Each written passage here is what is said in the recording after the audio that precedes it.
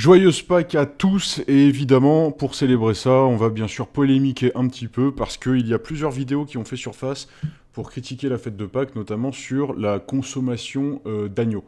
Donc on va regarder ça ensemble, parce que voilà, on est sur un sujet qui est quand même assez intéressant.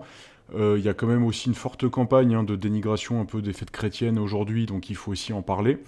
Et puis ben, on va voir tout ça avec l'intro au début. N'hésitez pas, s'il vous plaît, à vous abonner, à partager, à mettre pouce bleu pour soutenir la chaîne qui essaye, cette chaîne qui essaye de faire émerger des sujets ou des points de vue qu'on entend de moins en moins. Je vous remercie à tous. Et d'abord, intro, et on regarde la vidéo. Messieurs, dames, vous trouverez ici des actualités singulières tous les jours. Mettez un pouce bleu, abonnez-vous à la chaîne et activez la cloche pour ne louper aucune expertise quotidienne. Je compte sur vous, c'est très important.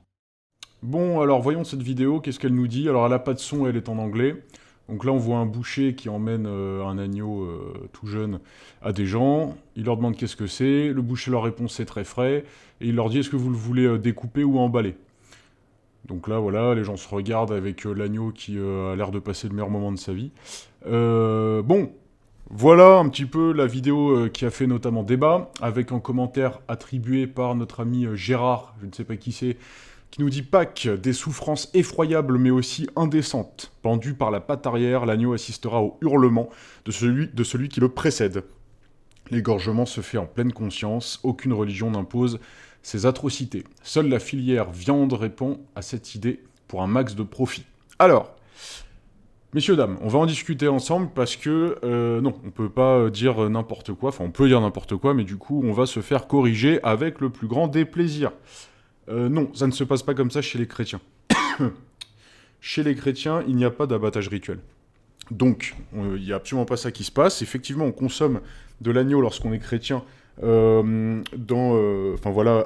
les lois de la République, mais on va consommer énormément d'agneaux en cette fête de Pâques parce que c'est censé symboliser l'agneau de Dieu qui représente Jésus, qui s'est sacrifié pour les chrétiens. Enfin, en tout cas, il s'est sacrifié pour tout le monde dans la religion catholique. Et du coup, l'agneau va symboliser ce sacrifice. Là, pour le coup, c'est réellement un symbole.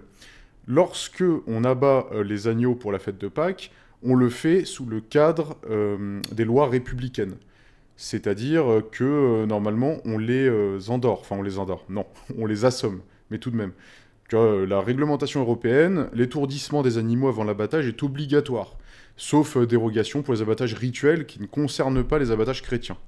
Donc pour les agneaux, l'étourdissement est généralement réalisé par des électrochocs. C'est une méthode qui consiste à appliquer un courant électrique et ça, bam, ça enlève, ça fait une perte de conscience. Effectivement, ça ne se passe pas comme ça à chaque fois. Parce que il existe des abattoirs qui ne vont pas le faire pour des raisons économiques, qui du coup n'appliquent pas ce qu'ils devraient appliquer, mais normalement ça devrait être le cas. Donc si ce n'est pas le cas, eh bien normalement ils vont être, ils vont recevoir une dispute sur le sujet pour qu'ils le mettent à nouveau en place. Il existe aussi des cas de figure où l'agneau, effectivement, va subir l'électrochoc, mais si ça a été mal fait, eh bien, il peut reprendre conscience au moment de l'abattage. Donc, effectivement, il y a des cas de figure, mais qui sont, entre guillemets, hors cadre de la loi, dans des cas de figure dans lesquels ça va mal se passer. Mais, normalement, quand tout est appliqué correctement, l'abattage se fait effectivement par étourdissement.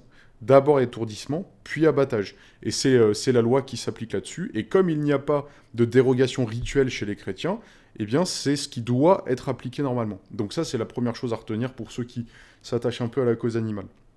Ensuite, effectivement, on peut se poser la question, dans des pays riches comme la France, des pays occidentaux, est-ce qu'on a nécessairement besoin d'aller manger des bébés mammifères à plein de repas ou à plein d'occasions?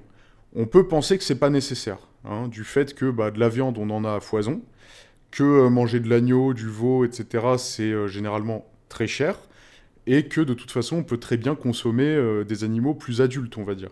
Parce qu'il faut rappeler que les mammifères, donc là en l'occurrence des agneaux et des veaux, sont très très très intelligents. D'accord ? Ce sont des animaux qui sont intelligents et qui ressentent des émotions. Il suffit d'aller dans une ferme ou quoi que ce soit, approchez-vous d'un agneau ou d'un veau, vous allez tout de suite voir qu'ils sont curieux, qu'ils analysent, qu'ils regardent, qu'ils sont joueurs, qu'ils ont envie de s'amuser, qu'ils sont à tantôt effrayés, tantôt excités. Et on va l'observer vraiment, ça, chez beaucoup de comportements de mammifères. Donc effectivement, est-ce que les manger tout bébé, les tuer, les éclater tout bébé, est-ce que c'est quelque chose dont on ne peut absolument pas se passer? Je pense qu'on peut s'en passer, hein, très allègrement, je pense que c'est absolument pas nécessaire, il y a plein d'autres choses absolument délicieuses. On peut au moins les laisser gambader un tout petit peu dans leur vie, d'autant plus du fait que c'est des mammifères.